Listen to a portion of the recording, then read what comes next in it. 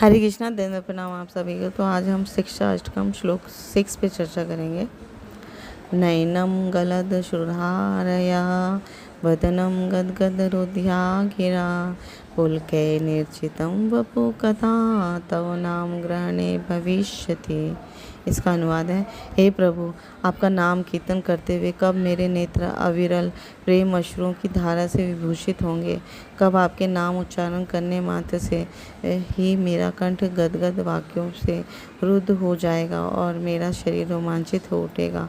तो यहाँ भी श्री चैतन्य महाप्रभु भगवान से प्रार्थना करें कि ऐसी भक्ति दीजिए मुझे कि मेरे आँखों से हमेशा, मेरे नेत्रों से हमेशा है ना प्रेम के अश्रु गिरते रहे, है ना। आपके नाम उच्चारण करने मात्र से, जैसे ही मैं गाऊँ हरे कृष्णा कृष्णा कृष्णा हरे हरे, हरे राम राम राम हरे हरे, है ना, इन नामों से मेरा जो गला जो है रूंध जाएगा और मेरा शरीर रोमांचित हो उठेगा। तो ये एक साधक जो है इस श्लोक के अनुसार जब उसमें वर्णित भाव आ जाता है तो उसका हृदय पिघल जाता है और उसे शुद्ध भक्ति को प्राप्त करता है, शुद्ध कृष्ण प्रेम प्राप्त होता है और अष्ट सात्विक भाव उत्पन्न होते हैं। तो श्री भक्ति रसामृत सिंधु में श्री रूप गोस्वामी इसका वर्णन करते हैं। अष्ट सात्विक विकार का वो क्या होते हैं? ते स्तंभ स्वेद रोमांचा स्वेद भेदोत वेपुथ व्यवर्ण्यम अश्रु प्रलया इत्यष्टतो सात्विका स्मृता। भाव के अष्ट सात्विक विकार है। स्तंभ यानी कि रुक जाना, जैसे एकदम से स्तंभ हो जाना, स्तंभित हो जाना। स्वेद पसीना आना। रोमांच यानी कि कोई भी वाक्य गदगद हो जाता है जब हम रोमांचित हो जाते हैं। स्वर भेद, आवाज़ चेंज हो जाती है। कंप, शरीर में कंपन हो जाता है। वैवर्ण्य यानी वर्ण जो होता है, शरीर का रंग बदल जाता है।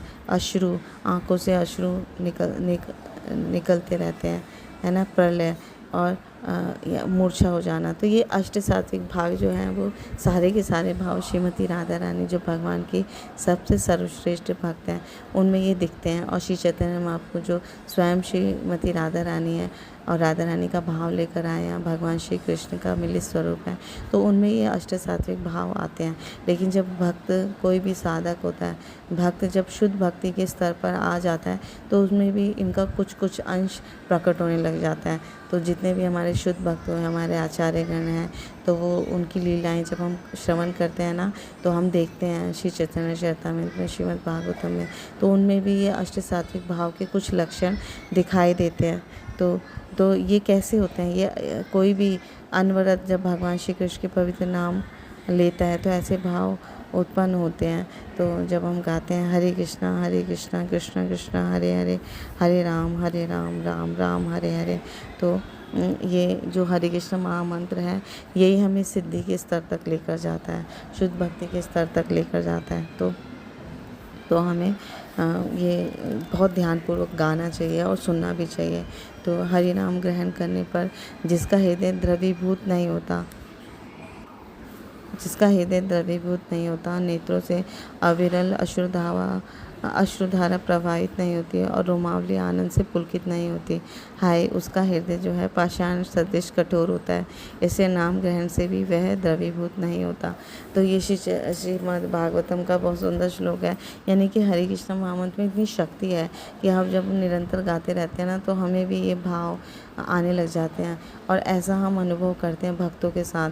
तो जब हम भक्तों की संगति में हरे कृष्ण महामंत्र करते हैं तो ये कुछ हमें वो दिव्य अनुभूति होने लग जाती है ना। तो ये अनुभूति हम अपने जीवन में भी अगर अनुभव करें तो हमारा हृदय शुद्ध हो रहा है, और अगर नहीं करें तो हमें अधिक हमें अपना जप कीर्तन बढ़ा देना चाहिए, हमें स्वाध्याय बढ़ाना चाहिए, हमें भक्तों का संग ज़्यादा से ज़्यादा करना चाहिए। भगवान श्री कृष्ण के नाम, रूप, गुण, लीला, माधुरी, धाम, है ना, उनका यशोगान करना चाहिए, अधिक से अधिक श्रवण कीर्तन करना चाहिए। तो ये भाव जो है हमारे हृदय में आने लग जाता है, हमारे हृदय शुद्ध होने लग जाता है, हमारे चित्त का जो मार्जन होता है ना, तो ये भाव हमारे हृदय में जागृत होते हैं और हम भी अनुभव करते हैं दिव्य अनुभूति। क्योंकि जो हरे कृष्ण महामंत्र है ये इस भौतिक धरातल का मंत्र नहीं है, ये आध्यात्मिक गोलोक से आया है। तो इसमें वो सारी शक्तियाँ हैं जो हमें कृष्णा प्रेम दिलाते हैं। तो इसलिए हमें इस हरे कृष्ण महामंत्र का पूर्ण रूप से पूर्ण श्रद्धा के साथ हमें गाना चाहिए, है ना, और निरंतर सतत कीर्तन करना चाहिए।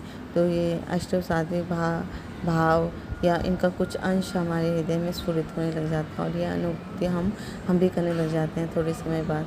थोड़ा समय लगता है पर हम भी करने लग जाते हैं। तो thank you so much. Guru Maharaj की जय, श्री प्रभुपाद की जय, आप सब भक्तवृंद की जय।